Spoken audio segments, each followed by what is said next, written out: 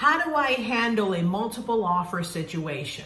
I'm showing properties after properties, and all I hear from the listing agent is, we have multiple offers on the table. I'm Arusa Ralph, real estate broker with RE/MAX Presidential, and in this video, I'm going to provide you 7 tips that are going to help you beat the other offers and win the contract for your buyer. Here are the 7 tips. Tip number 1, be the first in line. You know exactly what the buyer wants. You set up your criteria from the beginning and be the first person to call, email, or text the listing agent and be the first one to show the property.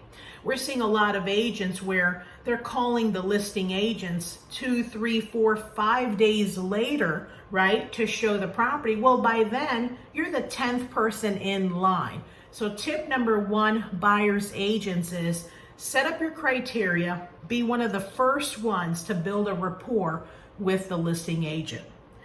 Tip number 2, higher deposits. If you have a buyer who's FHA approved, who's buying a $300,000 house, they have minimum $10,000 plus another $10,000 for their closing costs, right? So they have $20,000 in the bank account. Have them put in minimum $5,000, $10,000, even $20,000 in escrow to show the seller how strong of a buyer this person is to take their property off the market in such a hot market. So tip number 2 for you is higher deposit.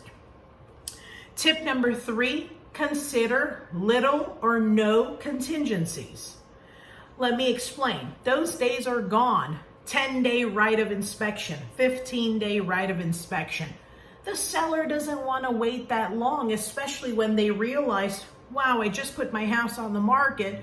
24 to 48 hours later, I have multiple offers on the table. I don't want to wait that long. Consider a 3-day, a 5-day, maybe even a 7-day inspection right to cancel. Consider additional contingencies to be removed, such as the loan approval letter date.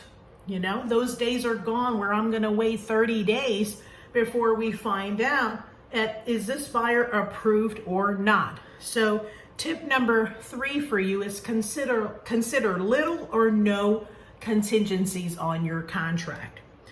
Tip number 4, consider quick closing. Consider a 25-day closing. We're seeing a lot of mortgage buyers, they're putting 30 days or even 45 days on the contract, and they're getting crushed by the other cash offers or stronger down payment offers, such as 30% down payment. So consider quick closing. The next tip for you, and this is a big deal, is withdrawal deadline. Withdrawal deadline. Let me explain. You don't want to lose your buyer because they're emotional. You're showing them homes. Home number 1, they fell in love. We put a great offer in. Seller accepted another offer. That's happening to the house number 2 and then house number 3, right? Consider a withdrawal deadline and let the buyer know, let the listing agent know, look, here's our best and final offer, and here is the deadline date. If we don't hear from you by this date, we're withdrawing our offer and we're moving to the next property. This shows initiative from you as a buyer's agent, as well as keeping the emotions of your buyer in check, and they feel that you're on their side. Last but not least, a final tip for you is you gotta move quick. There are some listing agents, they will not answer their phone. That's just how it is. You might want to consider texting them either early morning or late in the evenings, possibly sending them emails. As a listing agent, they want the best and strongest offer for the seller because they don't want to go through another multiple offer situation. So here are some tips for you, and hopefully this has helped some of the buyers agents out there and you beat and win the contracts for your buyers. Like, love, follow me at RE/MAX Presidential. Wait until my next video.